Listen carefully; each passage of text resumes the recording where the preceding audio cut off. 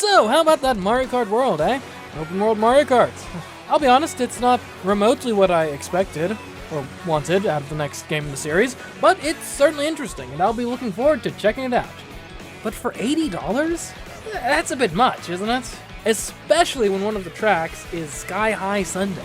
Like, seriously, who was clamoring for that one to come back? Though, that aside, $80.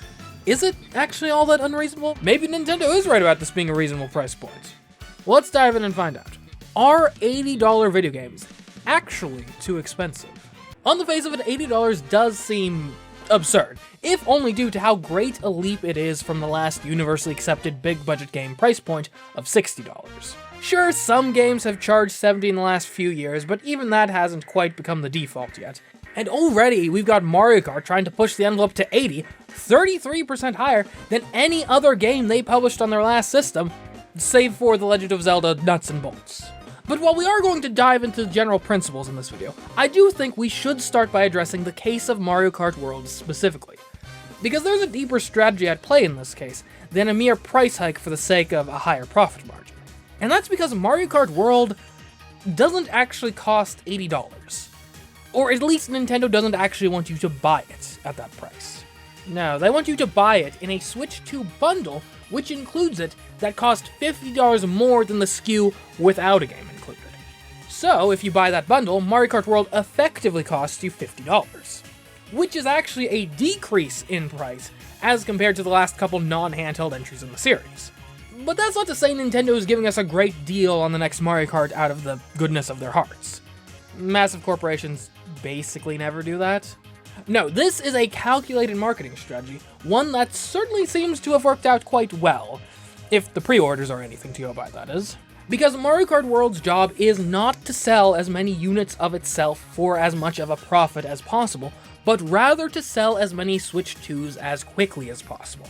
And velocity of sales is important here, because in the console market, selling more consoles more quickly creates a virtuous cycle.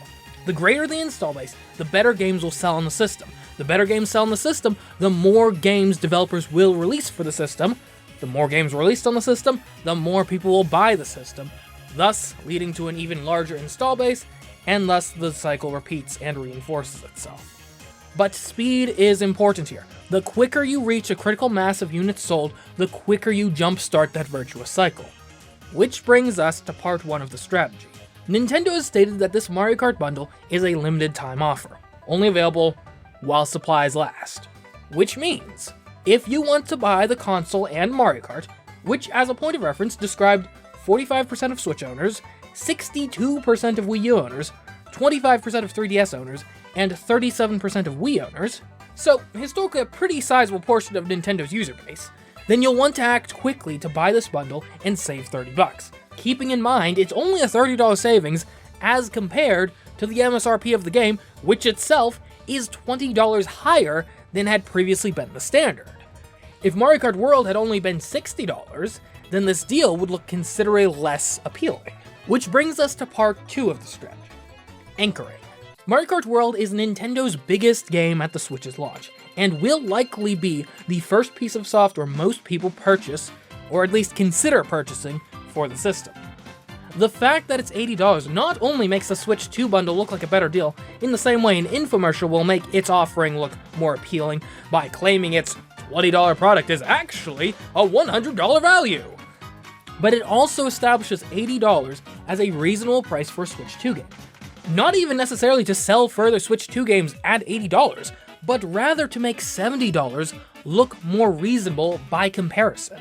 We can infer this because we know they're not selling all their new major releases at $80. Donkey Kong Bonanza, as an example, is priced at $70. And you'll notice, much fewer people are outraged by that than they are for Mario Kart at $80. If Mario Kart weren't taking all the heat right now, how much of that outrage do you think would have been funneled towards Donkey Kong instead? So in summary, Mario Kart World isn't meant to be $80. Rather, it markets itself as costing $80 to get you to actually buy it for $50 in the Switch 2 bundle with urgency, while simultaneously offering $80 as the new price point for Switch 2 games, only to backtrack and offer their other games at $70, and in so doing frame $70 games as a $10 reduction in what they could have been, rather than a $10 increase from the previous standard. It's shady for sure, but I do sort of admire the tactical brilliance of the ploy. So that's the Mario Kart World situation, though the question still lingers. In principle, are $80 games overpriced? Or is that actually a reasonable price point? Well, that is hard to answer. Obviously, my preference would be for cheaper games, but there are quite a few economic factors to consider before one can confidently claim that $80 games are a ripoff. The first thing to consider is, of course, inflation. Inflation, for anyone who doesn't know, is when a currency, in this case the US dollar, loses its value over time. Though in order to calculate inflation, we need to establish when $60 games became the standard. So I dug through some old Sears catalogs to find out when that happened. It seems that $50 was the standard for much of the early 2000s. Until 2006 rolled around, and with it the start of the 7th generation of consoles. This is the year that you start seeing a significant amount of major game releases priced at $60. Now that we have a year, calculating inflation is easy. We'll just put $60 into an inflation calculator, courtesy of the Bureau of Labor Statistics, and set the year to 2006. And you know what? This is a holiday Sears catalog, so we'll set it to November, and now we'll see how many $2025 it would take to equal the buying power of $60 in 2006. So, $60 in 2006 would today be the equivalent of $95.23. Wow. Forget $80, we should be grateful Nintendo isn't charging $90 or even $100. According to inflation, either of those price points would be more than justified. Or would they? Because inflation is far from the only thing worth considering in this context. Video games are non-essential products, things you really don't have to get by in modern society. Or in other words, one of the first things people cut back on when their budget gets tight. Just because everything else got more expensive doesn't necessarily mean it's a good idea for you to raise your prices if you're selling a non-essential good, especially if incomes have not risen commensurate with inflation. So how about those incomes? Well, in 2006, the median household income in the US was $48,451. Knowing that, if we assume you are the median American and you buy one $60 game per month, for a total of $720 a year, you would be spending about 1.5% of your income on games. Now, if you keep the ratio of 1.5% with the 2023 median income of $80,610, which is the latest data I could find on that, you get about $1,200 spent on games every year. Implying that when adjusting for the shift in median household income, it would be fair for games to cost as much as $100. Huh. But it's worth noting that video games are weird products, with fundamentally different market forces acting on them as compared to typical consumer products and commodities. That's because video games are an extremely high fixed cost and extremely low variable cost product. Now, if you don't know those terms already, don't worry. They're actually pretty simple and are one of the principal reasons why the much more commonly understood principle of economies of scale is a thing. Variable costs are expenses that increase as you sell more of a product. So in the case of a video game, the cost of printing discs or cartridges and shipping those games to retailers are variable costs. Fixed costs remain the same regardless of whether you sell 10 units or 10 million. In the case of video games, that would be more or less the entire development budget. It doesn't matter if the game flops or becomes the best-selling game of all time, you're still paying your programmers, designers, artists, etc., whatever salaries they agreed to work for. What this means is that individual video games are extremely high margin items. I did some research and found that the physical manufacture of a game only accounts for about 5% of the total price. Granted, a developer does need to factor in a 30% retailer markup, as well as from what I can find around 15% for a platform licensing fee, in the case of console sales. But that still leaves them with a 50% margin per unit sold as compared to the retail price. Just to compare that to other industries, Dole, the producer, anyway, their gross profit margin is around 7%. GM, the car manufacturer, is at about 12%. Nintendo, on the other hand, is at 60%. And they're held back at that stat by selling hardware. EA, which only sells software, more or less, is at 80%. Okay, I guess that's cool, but what does it mean?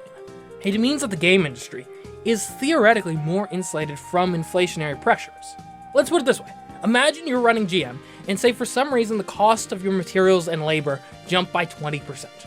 Well, your gross margin was already only 12% to begin with. If your costs increased by that much and you didn't raise your prices, you'd be losing money on every car sold. You literally have to raise the price, or the business will go insolvent. A similar increase for a video game publisher means you're making $30 per game sold instead of $35. You can tank that. Now granted, if labor costs especially increase, your fixed costs will shoot up. But when selling a low variable cost product, you have a lot of flexibility to make that up with volume of sales, as opposed to a price hike. So when does one approach make more sense than the other? That is the question, isn't it? It all depends on the elasticity of demand. Or put more simply, how many people will change their purchasing decision based on the price. If you have extremely low elasticity, that means people will buy it almost regardless of the price. Take insulin, for example. Those prices can easily run away absent regulation because, well, if you're in the market for it, you kind of need it to live. So there's almost literally no price you wouldn't pay for it. On the other hand, something like a paperback book would have a much higher elasticity of demand because A, you don't need it to survive, and B, there's a very narrow window of prices before it just starts looking unreasonable. For me, I'd say $10, it's on site. 15, I'll consider it. 20, it better be something really special. 25, I'm sorry, but I'm out. Now 5, on the other hand, well, you know what, I think my shelf really could use a book in a genre I never actually read and don't enjoy. It's also worth noting that video game prices outside of the explicit collector's market basically can't be forced to increase due to a shortfall in supply. This is because you're not going to get into a situation like what happened with eggs recently, where they shot up in price drastically until they were so expensive that only people who really needed them were still willing to purchase them at that price. You can think of that type of inflation as a sort of decentralized auction, if that helps you understand it. But again, that's a moot point, because thanks to digital distribution, video games literally have infinite supply, so that market force just isn't a factor to consider. So knowing all of that, is $80 an unreasonable price for video games? Is Nintendo ripping us off? Well, as I said before, it all depends on the elasticity of demand, and how exactly the math shakes out.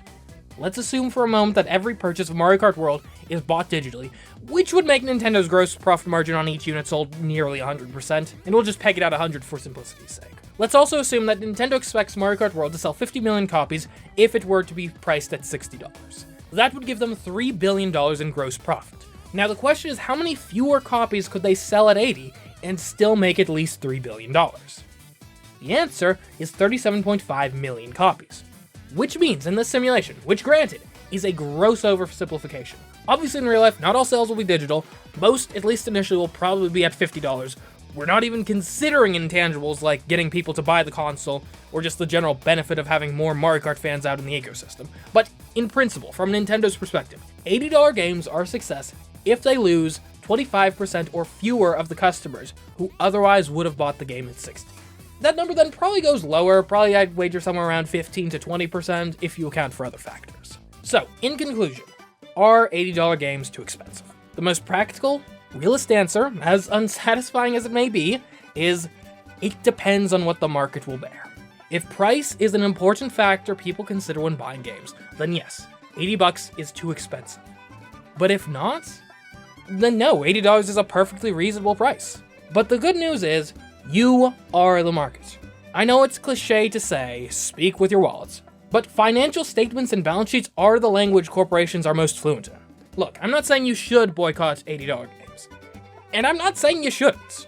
But Nintendo has put forth a question. Are $80 games too expensive? And every time you buy one at that price, you are literally telling them, no, they are not. And if you refrain, you are telling them yes. Yes, they are. So gamers, it's up to you. The question has been posed. Now let the market speak. I hope you enjoyed this video. If you did, you may want to check out some of my other video game analyses. This one, taking a look at the Switch 2's odds of success, is probably the most similar to this one.